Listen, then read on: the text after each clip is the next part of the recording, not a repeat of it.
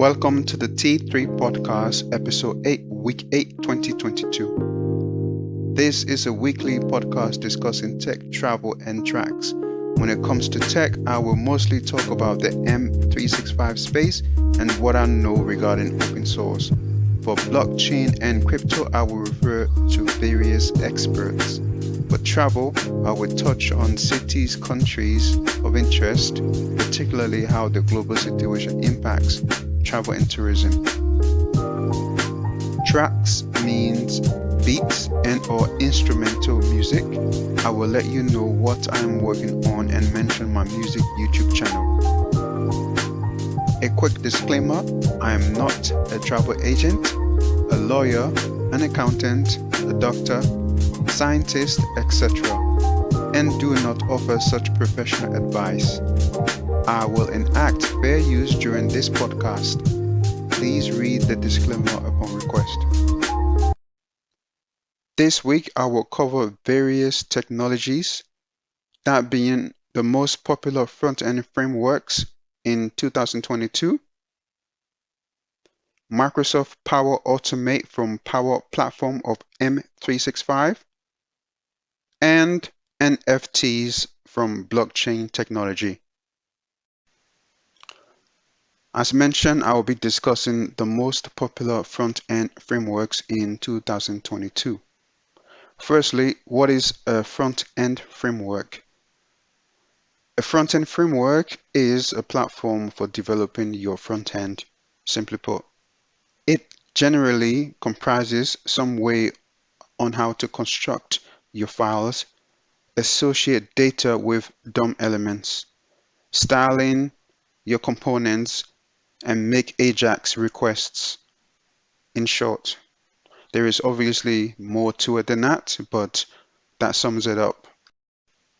Now, the most popular front-end frameworks in 2022 are as follows: React at number 1, number 2, Angular, number 3, Vue.js. It is worth noting that the stats are based on usage. If we look at the satisfaction of Angular, Angular has lots more than 20%, React has about 10%, and Vue has about 10% or so. However, the interest in the big three has also subsided by roughly 20% over the last couple of years. So this means there's been other frameworks that had emerged and interest has been diverted to them, so to speak. Personally, I have completed courses in Angular as well as built projects in Angular. I'm actually now focusing on React because I see on many blog posts and discussion boards that is one of the most popular. And when I see how it's used, it seems to be a bit more straightforward and flexible. I've actually started doing a course on React and it's going well. I will go through the pros and cons of using React.js. Starting with the pros or advantages, it is easy to get started with React thanks to a lot of online tutorial courses, support blogs, etc. The component structure makes it easy to define an element and then reuse it as needed. It is SEO friendly for static and dynamic projects. Version control provides notices on outdated code structure, and I find these top points to be true and accurate. Now, on to the cons or disadvantages. For example, documentation can feel a bit lacking for beginners, e.g. documentation on JSX. Now, only use for UI development mostly, that being React, mostly for UI development, and not much more. as it seems in the beginning, but you have to dig in deep to find better ways to use React. It is not the best choice for small projects or static projects. If you have a very small website, static, standard, you best using the regular HTML5, CSS3, bit of JavaScript here to play and manipulate your DOM. Lastly, I would say the choice of using React as a disadvantage is very not standardized and sort of opinionated, meaning that it is your call on deciding the structure and style of your project. You can have a look at other examples and see how people approach their projects, but there's no real sort of standardization in my opinion. For more on the most popular front-end frameworks in 2022, you can read the blog post which is added to this episode as a link and have a read of this. All the points are referenced in this link and you'll find it very useful and insightful. The ideas I got, some of it I got from my experience and from reading this blog post. Now, I recommend it as the post is very insightful and it also has links to other information and statistics and graphs displaying the points why the top three are listed as the top three front-end framework. Now, moving on to Microsoft Power Automate from Power Platform of M365. Now, what is Microsoft Power Platform?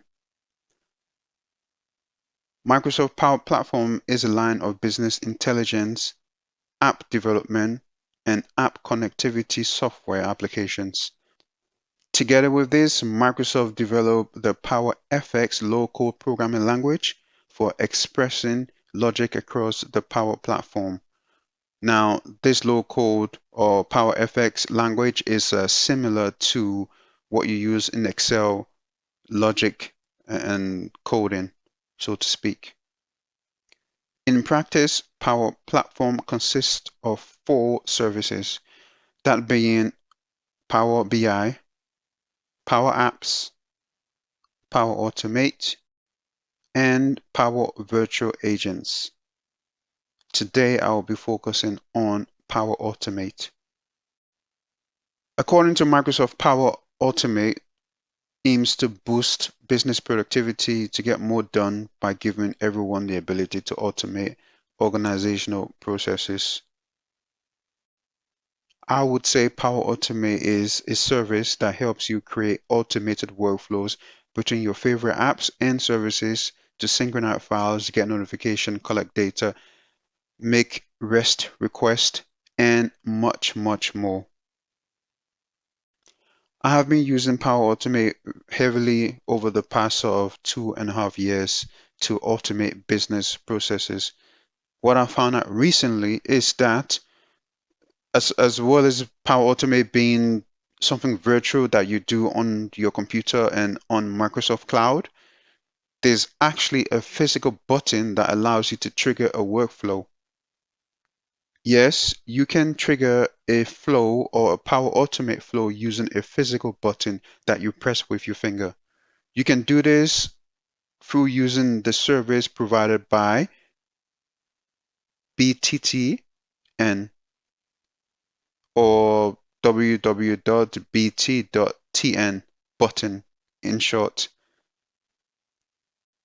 The link to this service is in this week's podcast blog post. Simply is now this service is what is known as IoT button that connects people and processes. It's a magical BTTN quotation that automates your business, improves your customer experience, and much more. But the point is, it's physical, you can hold it, it's tangible, and you can press it. But in order to get this service, you actually have to go to the website and request a demo. And after you order the service, they will send you the physical button and you connect it to your environment and you start using it. But as I say, the link to this is in this week's podcast blog post. And now on to blockchain technologies, specifically NFT. An NFT is a non-fungible token. Let me once more go over the definition of a non-fungible token. A non-fungible token is a non-interchangeable unit of data stored on a blockchain. It is a form of digital ledger that can be sold and traded. Types of NFT data units may be associated with digital files such as a photo, a video, or an audio. Simply put, photos, images, videos, and audios, and much more to come, I'm sure. Personally, I have concentrated on the images side of NFTs as well as audio or music. I've created collections on OpenSea.io. My collections are from the music that I produce and upload it on there. I have collections of my music as well as I have collections of images that I've created in namely Photoshop, and I have a collection of those images. And there's more to come. I'm still exploring how NFTs can work for me. Once again, I have a profile on OpenSea.io because this is one of the most easier NFT platform to register and use. This is as easy as it is to deal with NFT sites, create your profile, hook it up to your wallet, and so forth, which is not exactly straightforward. On OpenSea.io, you will find my profile there as Larry Sounds with a Z. That's Larry LARRY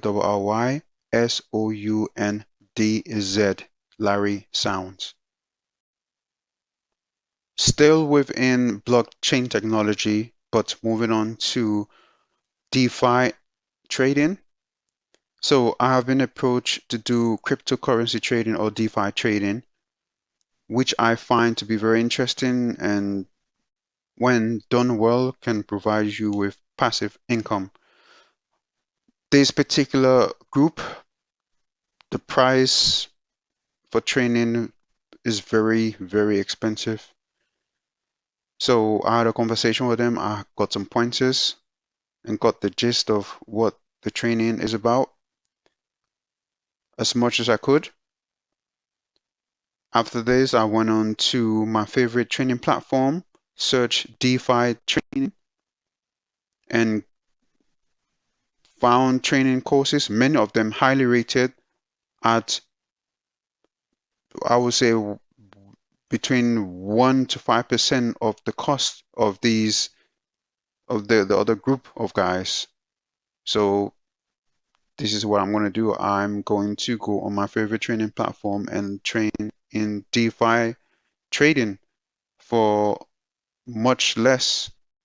The counter argument will be this group of DeFi traders may offer detailed and expansive training and resources for DeFi trading, but probably, I don't know, but I will have to pay this very high fee to find out. Whereas I know my favorite training platform, I've been on it for many years. It served me very, very well.